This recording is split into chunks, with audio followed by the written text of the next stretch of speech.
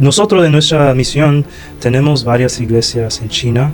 Y yo pregunto, ¿hay esperanza? ¿Se ve algo en China que digamos que el evangelio está creciendo o va a crecer? Sí, ha crecido mucho. ¿Qué tan grande era la congregación que fuiste? Explícame cuál es el servicio típico de una iglesia en China, el culto, digamos, un culto en un domingo. ¿Cuál es lo típico que pasa ahí? Pero ahora en el estado que se encuentra China, ¿puedes decir que China está abrazando el evangelio? ¿Hay una esperanza para que el evangelio entre? Porque la razón por la cual Estados Unidos dijo vamos a dejar que China entre al comercio mundial es porque detrás de esto ellos van a abrir sus puertas a nuestra cultura y los cristianos aplaudieron eso, porque si abren el comercio abrirán las puertas al evangelio. Y yo pregunto, ¿hay esperanza? ¿Se ve algo en China que digamos que el evangelio está creciendo o va a crecer? Sí, ha crecido mucho. Uno no puede ver en las noticias porque la mayoría del trabajo misionero se hace, decimos, underground. Underground, debajo, sí. Por debajo. No es literalmente debajo tierra, pero decimos underground. Okay. Significa que las iglesias, los ministerios, el trabajo misionero se hace en secreto. Pero yo he ido a... Nosotros de nuestra misión tenemos varias iglesias en China y yo he visitado algunas y han crecido mucho por los años. Pero ¿cómo tú vas cómo vas a una iglesia de esa sin que el gobierno se dé cuenta? ¿O son oficialmente reconocidas por el gobierno? No son reconocidos por el gobierno. Para ser reconocido por el gobierno, uno está muy limitado en lo que puede hacer y compartir. Básicamente uno no puede predicar el evangelio si está reconocido por el gobierno. Entonces el gobierno controla si uno tiene que seguir a la ley de China.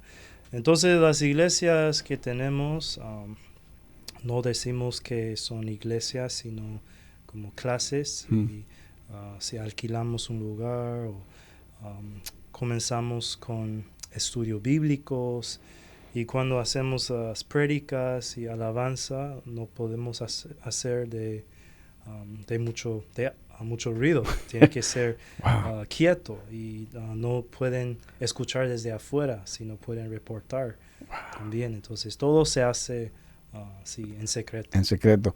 Entonces, pero cuéntame, ¿en qué año fue la última vez que fuiste a una de estas iglesias? La última vez fue en el año 17. Ok.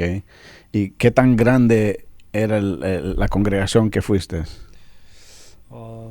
Algunos tenían hasta 150, 200 miembros. Wow, eso es difícil de esconder. Sí. ¿Ellos se reúnen en células, en casas separadas? También entre la semana, pero el domingo se reúnen juntos. Entonces hay que tener cuidado y no es fácil. No es fácil, me imagino. En realidad es casi imposible tener una iglesia muy grande. Entonces cuando una congregación ya crece, pronto tiene que dividirse. Sí, porque si es una reunión muy grande, la gente va a saber muy fácilmente. Sí, me imagino. Explícame cuál es el servicio típico de una iglesia en China, el culto, digamos, un culto en un domingo. ¿Cuál es lo típico que pasa ahí? Aquí nosotros sabemos que venimos, cantamos 4 canciones, pero me imagino que no hay instrumentos, ¿o cómo funciona?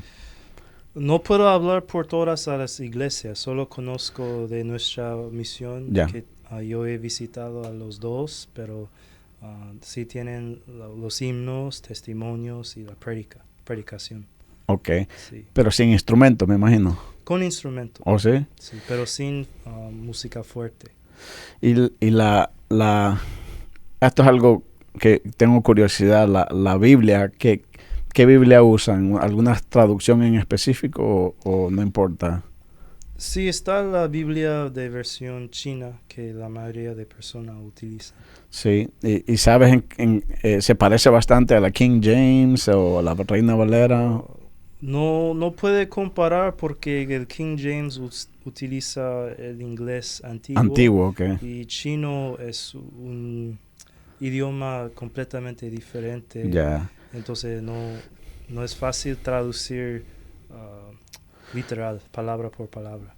¿Escuchaste acerca de la Biblia en China? ¿Escuchaste que, no sé si es un rumor, que la Biblia en China, el gobierno sacó una Biblia oficial en China diciendo, cambiando varias historias de Jesús? ¿Escuchaste eso?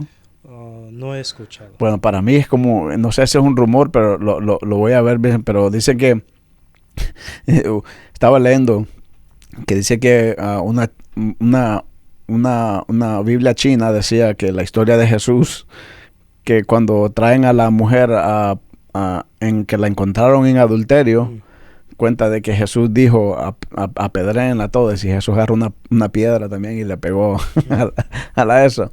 Entonces me interesa saber qué tanto control tiene eso, pero si el gobierno chino ahorita tiene tanta rigidez en la religión, y son comunistas, y los comunistas tienden a ser ateos, ¿verdad?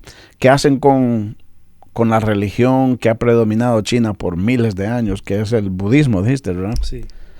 ¿Se puede practicar el budismo? ¿O se cree, o tienen ellos sus propios templos y todo eso, o no?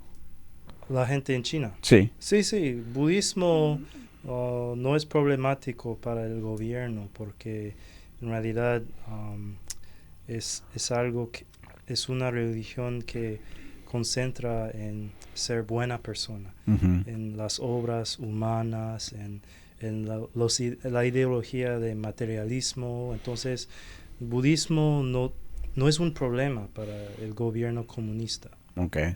Sí, entonces, el budismo, yo no sé si tengo mi opinión sobre China acerca de la región equivocada, pero el presidente que comenzó el comunismo, Mao, ¿verdad? El presidente Mao que comenzó, le llamó a la revolución china un movimiento cultural o something like that, right?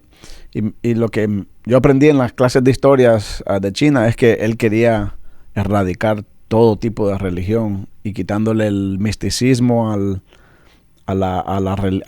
al budismo y a la otra religión, confucianismo creo que es, para que ellos se centraran en que el gobierno es el que tiene toda la verdad, básicamente crear del gobierno una religión.